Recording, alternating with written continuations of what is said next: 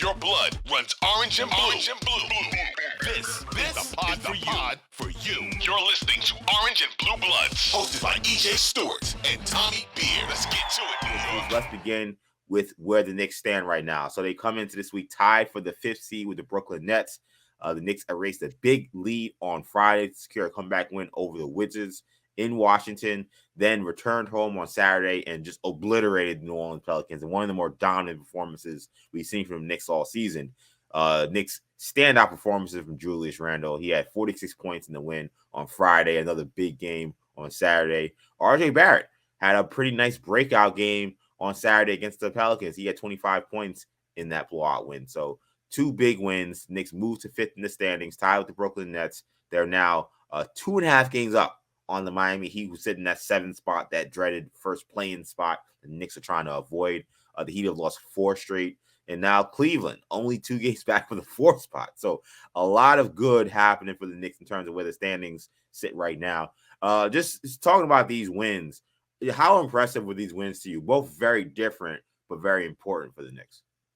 Yeah, incredibly impressive. I think, as you mentioned, the Wizards game was a little bit more of a show that we can come back from a big deficit, show some heart, show some fight. And then Saturday's game was just a start to finish, put a foot on a throat and dominate an opponent. I mean, they completely outclassed the Pelicans, and after the game, it's similar to the way that similar to the comments the Hawks made right before the All-Star break, and it eventually led to the firing of the coach. Was they outmuscled us? We weren't ready for the physicality. Just basically things that just bow down to a team and say, the Pelicans had a team meeting after the game, like. When you force multiple team meetings after you beat teams, that's when you're playing at a high level.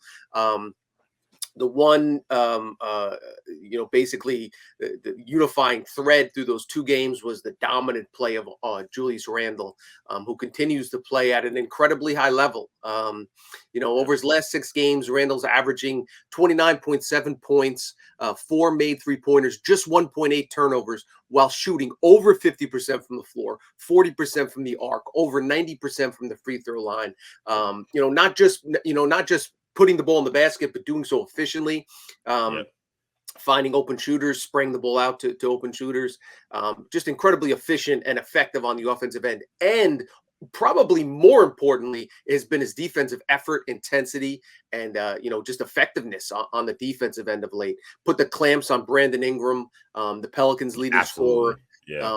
Just really held him to 7 of 19 shooting. And just the verve and the energy and the effort and the intensity that he has brought to the defensive end of the floor has been remarkable.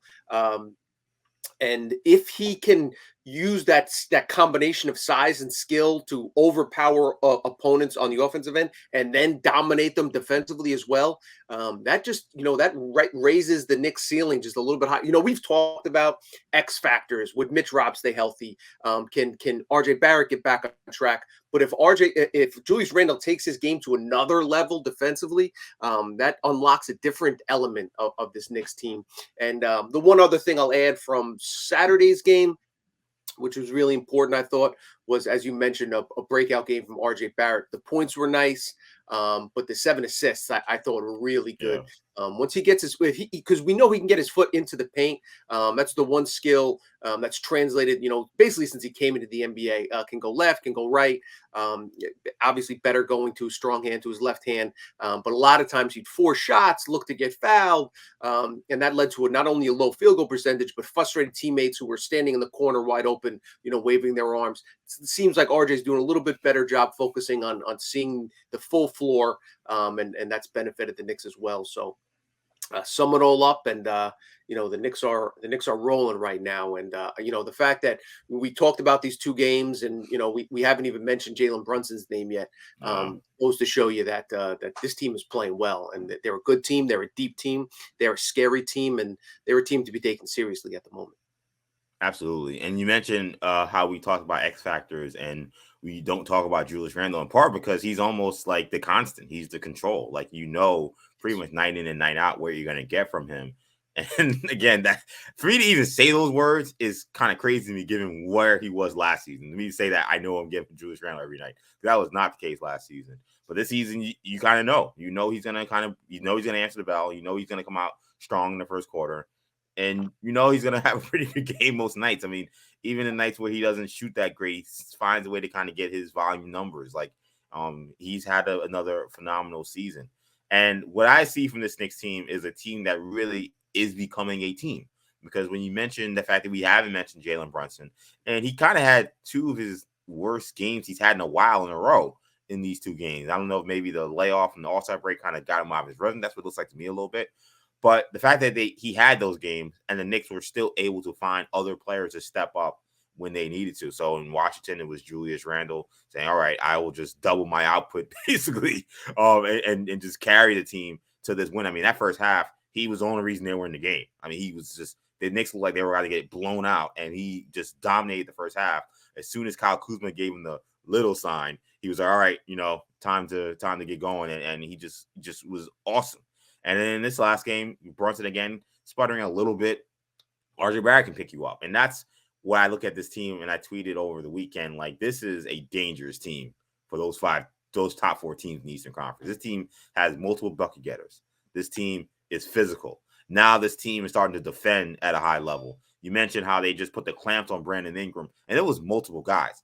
I mean, there were some plays where Quentin Grimes he wouldn't let him breathe. Like, I mean, and Brandon Ingram has a big bag in terms of moves, and he's giving him everything. Grimes is all over him. Randall's all over him. RJ Barrett's defense improved in the last two games. And when they're playing like that, and you got Mitchell Robinson behind you, it's going to be tough sledding for a lot of teams. So the second half defensive performance against the Wizards was a masterclass. Porzingis had a huge first half and then was just invisible the rest of the game. This game, the way they locked up Brandon Ingram, didn't get McCollum going. The Knicks are playing phenomenal basketball, but Julius Randle being that stabilizing piece right now, you just can't say enough about him. When you start to talk about, we know he's an all-star. He already was named an all-star this season. We always talk about comparing this season to the 2021 season where he was all-NBA second team. In terms, the terms and the parameters are a little different regarding how other guys are playing. But, I mean, we're looking at another all-NBA season from Julius Randle. At this point, it feels like he has to be on that list. I think so. I mean, you can make a really strong case. I thought one stat that I stumbled upon over the weekend really highlighted and the turnaround that Randle and the Knicks have had from last season's disappointment to this season exceeding expectations. Randle played 2,544 minutes last season. The Knicks were outscored by 164 points in that time.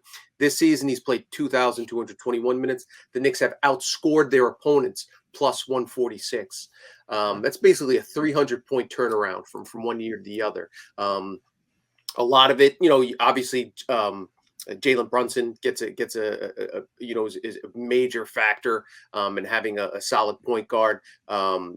The other thing to keep in mind, Randall's playing a lot more minutes with Emmanuel Quickley than he did last year. Those two were rarely on the floor together, which is something Knicks fans had called for. We're seeing a lot more of that this season. But the other thing is just Randle, his incredible, we talked about him coming in prepared physically. And I thought the really interesting thing is he's mentioned time and time again, the mental aspect, that his mental approach to the game, how important that's been. And that's something that, guys that talk about sports for a living, maybe don't understand or don't appreciate, or it's hard to express. It's hard to quantify, and, shooting percentage and field goal percentage, all that other stuff is easier to say and point out. But then you have a guy, that this, he's talking about it, and it's clearly made a major impact on the way he's approached the game, the way he's handled games. We see him do kind of that mini meditation prior to games, that deep breathing. Major credit to Randle for bouncing back in a way that most of us didn't assume he could. He deserves a ton of credit for really, taking his game to another unexpected level. So kudos to Randle. And this was also the return of Mitchell Robinson in these two games. What did you see from him in his performances in these next wins? Yeah, I mean, just the fact that I think it was plus 39. He's in these last two games, Yep. some along those lines. He's just the team is at its best when Mitch Rob is on the floor. As you know, Sims was a decent fill-in, had some good moments, had some bad moments. Hardenstein's played very well with the bench unit, but the team, when a team is firing on all cylinders, it has Mitch Rob being able to finish at the rim, control the offensive boards, and protect the paint. Most importantly. And that's exactly what we've seen these last two nights. Really just kind of the things that you would expect from Mitch Rob. Maybe you thought he might show some rust. He hasn't shown any. 6 of 11, 10 of 11 from the field. You expect him to make most of his shots. So definitely, and as you mentioned, this team is legit. This team is scary. They're the only, they're eighth in terms of record, the eighth best record in the NBA, the seventh best net rating in the NBA. Like, this is a full body of work, and especially dating back to that 9-man rotation, that Cleveland game, December 4th, first week of December. Only 2 teams in the league have a better net rating than the Knicks. Only 4 teams have more wins. So that's a large body of work. And as you mentioned, if I'm one of those top teams, I do not want to see the Knicks in April. Yeah, and you mentioned their net rating, offensive rating, their 7th, defensive rating, they're 14th, and they've been climbing. Like, this is not like a fluke. Like, the Knicks have been playing, especially in the offensive side of the ball, pretty well above average offensive basketball for most of the season. And that's what you kind of saw in these last few games. I mean, they can get whatever they want in that second half against Washington. Randall obviously carried them in the first. And against New Orleans, I mean, they just got whatever they wanted offensively. Like, they were getting good shot after good shot. And they seem to just be very comfortable with the offense. They just seem to kind of know where the shots are going to come from.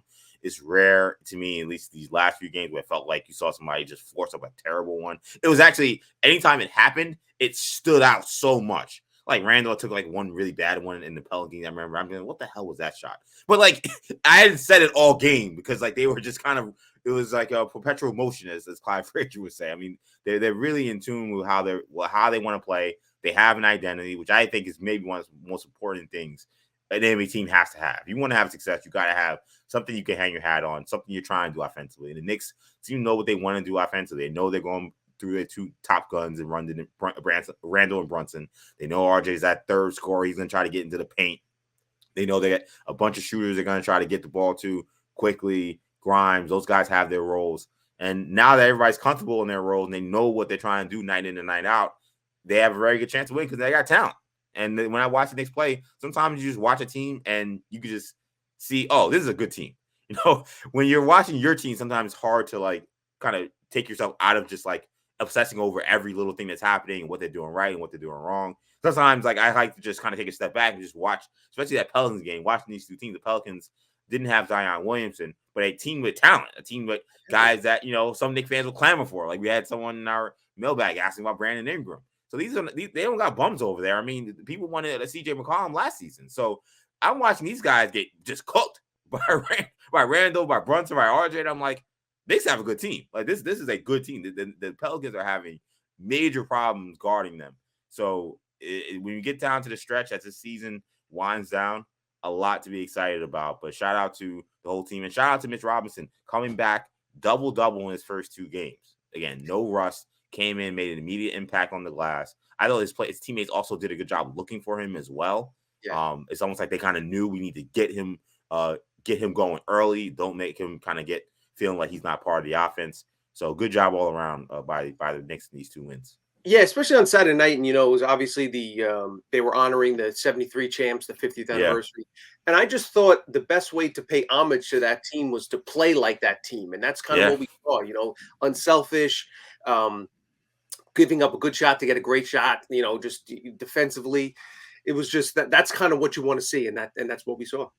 Yeah, we will talk about that ceremony because it was really awesome, but it was funny. I was a little surprised how much it seemed like the Knicks, and maybe I'm naive.